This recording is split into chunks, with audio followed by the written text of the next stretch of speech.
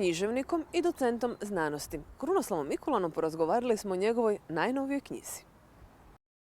Profesore Mikulan, otkuda zapravo ideja proučavati ženski lik kao robinju, mučenicu, ratnicu, spisateljicu, pa doći do toga od muške, dakle objekta muške fantazije do subjekta društvene promjene? Otkuda je ideja zapravo i fascinacija zapravo ženskim likom?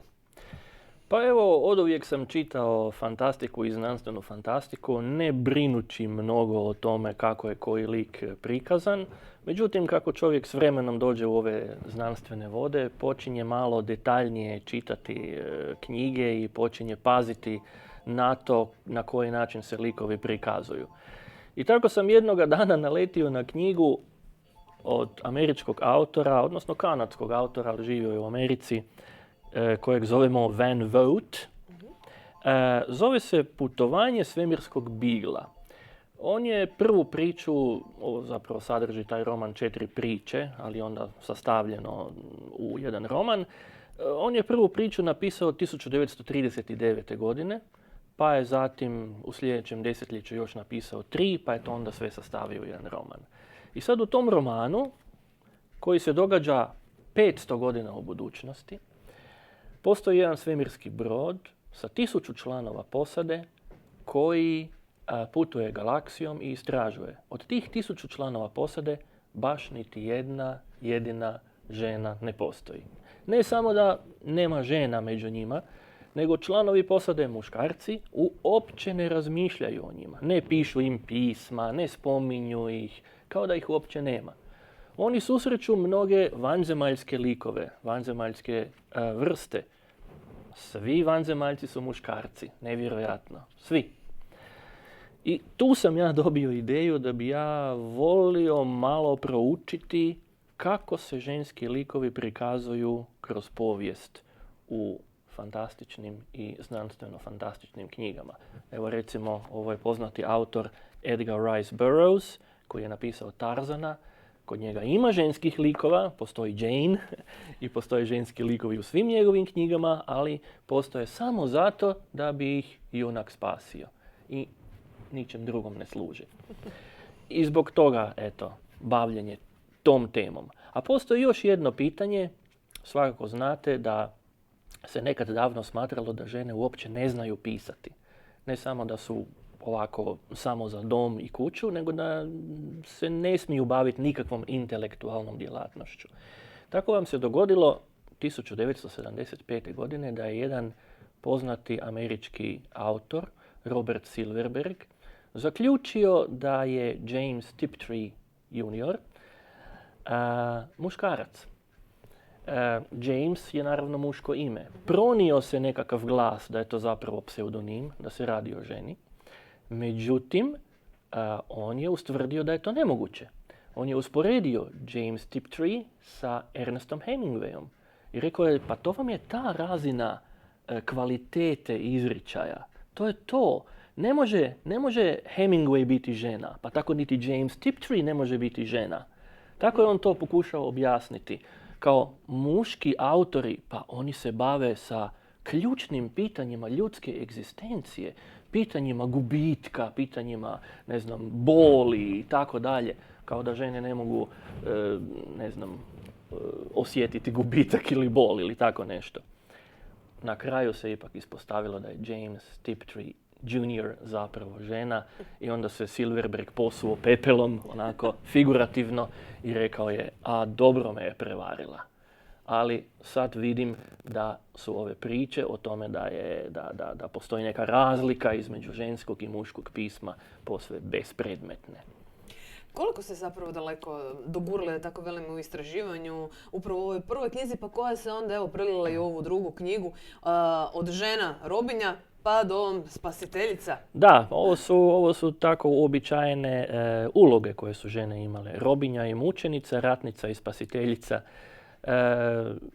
To je jedan razvoj od nevažnih likova, od sporednih likova do likova spasiteljice koji spašavaju cijeli svijet ili cijeli svemir, ovisi već kako gdje. Imamo, recimo, postoji jedna serija romana, zove se u prijevodu slobodnom Rat obitelji Vata, u kojem postoji jedna časnica, mlada, koja spašava cijeli svemir od neke invazije, nekih pirata i tako dalje. Dakle, ona jest snažni lik, ona jest neovisna.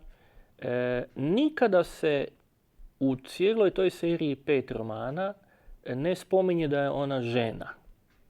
To je veliki napredak, je li tako? Osim u jednom romanu kad susreću neke tamo likove iz neke planete gdje su žene podređene, pa onda oni se malo čude tome, ali inače u toj civilizaciji nikad niko ne spominje to pitanje, nego eventualno da je premlada. Jedino se to ponekad spominje. I ona spasi cijeli svemir. Super, divno i krasno. Tako i treba. Ali, tu je jedno pitanje koje se postavlja. Može li taj ženski lik svoju misiju, svoj zadatak obaviti sam, bez pomoći nekoga sa strane? Tarzan, recimo, ima svoju Jane, ali Jane nema nikakvu posebnu ulogu, osim da je se spasi. Tarzan sam sve može napraviti, bez obzira da li je Jane tamo ili nije, ili one njegove životinje koje ima. Otkrio sam, nažalost, i u suvremenim romanima, da ženski likovi vrlo često, najčešće čak, ne mogu izvršiti svoju zadaću bez pomoći muškaraca. Uvijek postoji nekakav očinski lik, takozvani, koji ili spletkari, ili ju gura, ili ju spriječava, ili ju podučava, ili ju vježba. Nešto mora biti, bez njega ništa se ne bi uspjelo napraviti.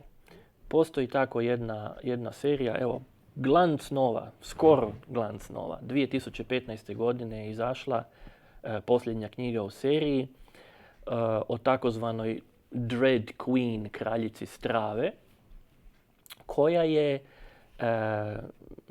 snažna, fizički i psihički snažna žena koja se nalazi u jednom svemirskom zatvoru, koja preuzme upravo nad jednim dijelom toga zatvora. Zatvor je podijeljen na nekoliko teritorija, gdje neki snagator je uvijek glavni.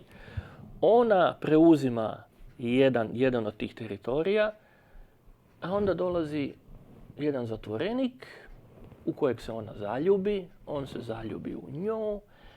Iznenada ona bez njega više ništa ne može postići. On je taj koji joj pomaže, on joj spasi život nekoliko puta. Kad uspiju pobjeći iz zatvora, što se dogodi? Ispadne da je on zapravo jako bogat, on na bankovnom računu ima jako puno novaca i tko tada uzdržava njih dvoje? Pa naravno muškarac. Eto, tako to ide. Klišej, znači s jedne strane romantika, pa onda spašavanje. Ipak je to znanstveno fantastici kako prije, tako i zapravo danas. Nevjerojatno. Baš se za fantastiku može se reći ima neke logike da žene budu u podređenom položaju, zato jer se dosta toga događa u srednjevjekovnom miljeu. A u srednjem vijeku znamo kakva je bila uloga žena. Dakle, tu bi moglo proći. Ali znanstvena fantastika bavi se svjetovima budućnosti, daleke budućnosti. To je književnost ideja. Kako bi svijet mogao izgledati, čemu težimo. I onda dođemo do toga da u mnogo slučajeva žene su i dalje u podređenom položaju ili nemaju neku, Bog zna kakvu važnu ulogu. Gdje je tu onda ravnopravnost? Pa to je pitanje. Da, gdje je ravnopravnost? Ali interesantno je da i kod autorica i kod autora se to zamjećuje. A ima uvijek iznimaka. Uvijek ima iznimaka. Jedan od mojih omiljenih iznimaka je autorica C.J. Cherryh, koja je još 1981. napisala roman Ponos Čanura, u kojoj je naglavačke sve izokrenula. Tamo su žene glavni junaci, žene vrste hani koji izgledaju kao lavovi, a jedan muškarac čovjek se pojavi tamo i on je sav jadan i izgubljen, progone ga neki vanzemaljci i one onda njemu pomažu. On nikad ne nadrasta svoju ulogu, on nikad nije taj čovjek iz pozadine. Ona nikad ne postane očinska figura koja bi zatim počela upravljati njima. To bi u tradicionalnoj znanstvenoj fantastici tako bilo. Muškarac, čovjek sa zemlje, on bi preuzeo ulogu. Međutim, kod CJ Cherryh ne. Žene, vanzemaljke, do kraja ostanu glavne. A muškarac, čovjek, ostane u podređenom položaju. Ali pazite sad, nije to samo da je ona to tako izokrenula, a bez veze.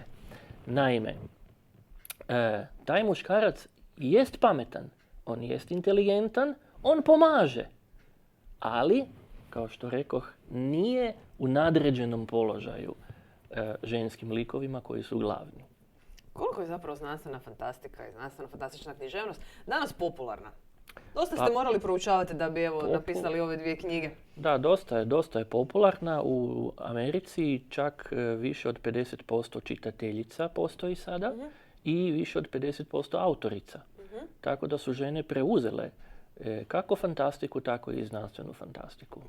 Ravnopravne su, onda bi rekli, u pisanju, ali ne i u likovima. Da, još bi morali malo poraditi na likovima, da.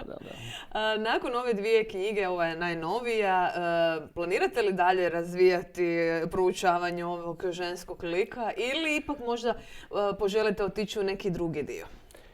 Pa, planiram malo više pažnje posvetiti hrvatskim autorima i autoricama. To bi bio moj sljedeći projekt. Ovdje sam samo malo ovako po jednom poglavlju u svakoj knjizi malo se pozabavio i sa našim knjigama i našim autorima. Obratio sam pozornost na neke stare novine, časopise, recimo časopis Zov koji je objavljivao znanstveno-fantastične priče. To je bilo 1974. godine. Očekivao sam da će tako biti, pa je tako i bilo. 7 priča domaćih autora je bilo, samo u jednoj se pojavljuje ženski lik i to u onom totalno klišeiziranoj ulozi. Ona samo želi dijete, 300 godina samo razmišlja o tome da želi dijete, a njezini muškarci, oni se bave intelektualnim radom, igraju trodimenzionalni šah i tako dalje. Dakle, to su ti klišeji. Mi, doduše, jesmo malo bolje, kako bi to čovjek rekao, mi jesmo preskočili nekoliko desetljeća te borbe američke između muških i ženskih likova. Tako da mi danas imamo dosta, naročito u fantastici, imamo dosta vrijedna djela i dosta uspješne autorice koje uključuju snažne ženske likove u svoje romane. Tako da u Hrvatskoj je možda čak i nešto bolja situacija sada nego što je u Americi, a to je zanimljivo. U sva ova znanstvena proučavanja koje ste napravili, imate li možda vi ideju napisati knjigu koja bi bila ovako znanstveno fantastična, pa imati možda koji ženski lik, jači ženski lik u priči? Pa sad, nije mi to još palo na pamet, ali nikad se to ne zna. Mislim, kao što je bila situacija sa onim zmajem ispod Staroga grada, eto, do ideje sam došao slučajno, pa tako možda se napiše nešto i u tom smjeru. Sa ženskim likom. Hvala vam lijepo na razgovoru. Nema na čemu.